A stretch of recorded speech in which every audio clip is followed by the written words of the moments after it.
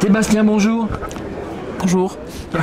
Ça fait pas ton timide, toi, non, mais j'arrive en pleine sieste. Tu démarres sur les chapeaux de roue. Ah bah alors, toujours, moi, j'ai des consignes hein, et tu viens compléter mon volet international. J'ai reçu sur ce canapé là, mythique maintenant, des gens de Nouvelle-Zélande, des gens de... Suisse quand même. Hein. Ah bah, nos amis suisses, donc un volet international énorme. Et l'ami belge, qui est un habitué de la boutique, de Ludovia. Hein. Donc tu es là pour parler de la pédagogie numérique et de la Belgique, en Belgique. Plutôt en Belgique, on va dire comme ça. Oui, en Belgique francophone alors. En Belgique, en Wallonie alors. En Wallonie, voilà. Vous en êtes tous les gars? Eh ben écoute... Tes projets, t'en es où? Ça avance, ça avance. On a depuis 2011, on a le projet école numérique, hein, c'est des appels à projets pilotes successifs. On est au 3e là. On a 300 écoles en tout là qui fonctionnent. Alors c'est des appels à projets un peu particuliers. On part toujours d'un projet d'école.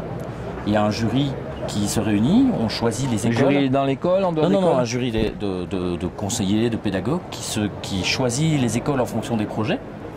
Et puis alors les écoles sont accompagnées, on travaille le projet au jour le jour avec elles, on fournit le matériel, on fournit l'accompagnement, la formation, et ça sur une période de 18 mois environ.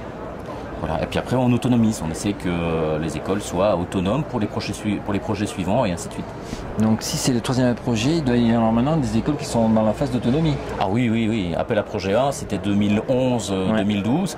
Alors certaines ont remis un projet 2, certaines ont même remis un projet 3, on en a démotivé. Mais oui, donc les 28 premières écoles hein, qui étaient vraiment le projet avec lesquels on a cassé tous les codes, on a essayé de tout changer, elles sont en autonomie pour certaines depuis maintenant plus de 2 ou 3 ans. Est-ce que tu as des évaluations, des retours d'évaluation pour ces projets? Est-ce que tu as des petits bilans à nous donner, une petite synthèse de tout ça?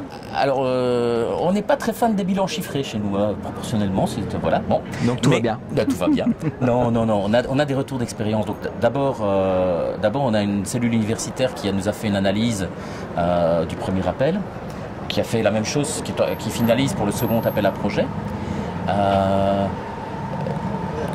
Des chiffres sur 28 projets, c'est pas crédible. Hein. Donc voilà, le premier c'était vraiment pour tester. Bon, qu'à cela ne tienne, on voit que les usages dans les écoles ont fortement changé, en tout cas dans ces écoles-là.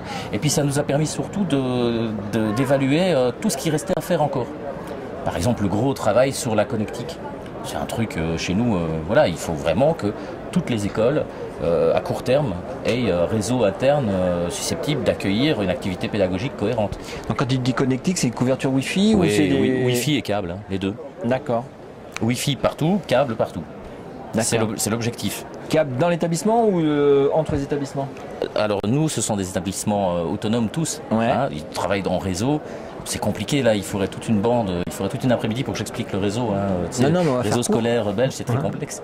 Et donc c'est pour chaque école, donc en autonomie sur l'école. D'accord. T'as des projets un peu highlight qui t'ont marqué, que t'as pas vu ici, qui sont développés chez toi, ou c'est des projets similaires? C'est assez similaire.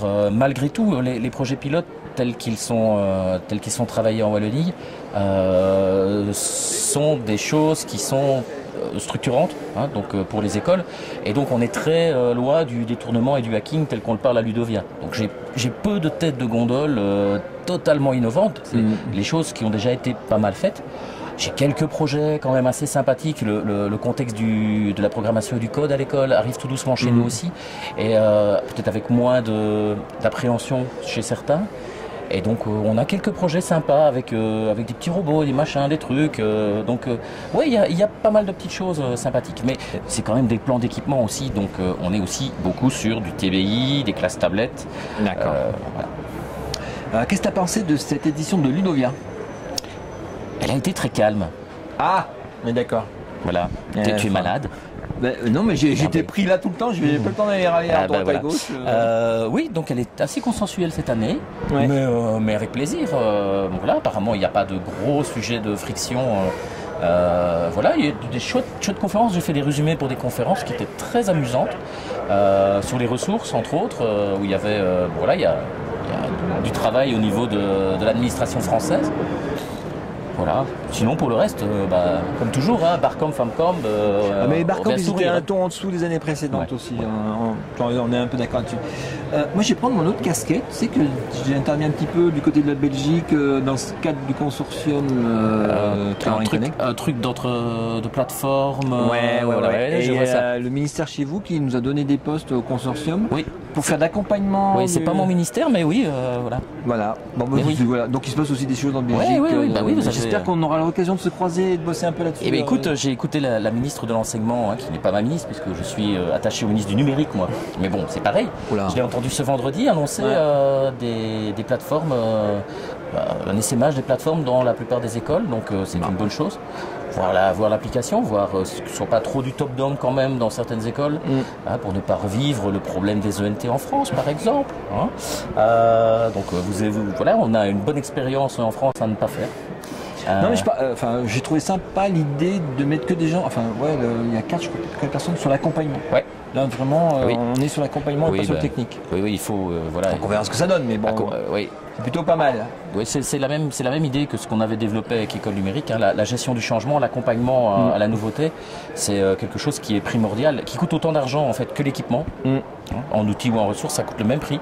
Ça doit être tout le temps renouvelé. Mais c'est le seul truc qui marche, donc voilà. C'est le truc qui marche. Merci Sébastien, à la prochaine. De rien. Oui, sûrement. Ah, puis il y a un autre truc, avant de... T'as pas coupé? Je peux continuer? C'est bien d'avoir des gens qui viennent un peu, parce qu'on fait une auberge espagnole, et on a des 2 fromages suisses top, puis une bière qu'il a fait lui-même, je conseille, avec sur un site web. Vas-y, fais un peu de pub, c'est le moment. Oui, mais c'est brulab.be. Voilà. Merci, à la prochaine. À la prochaine.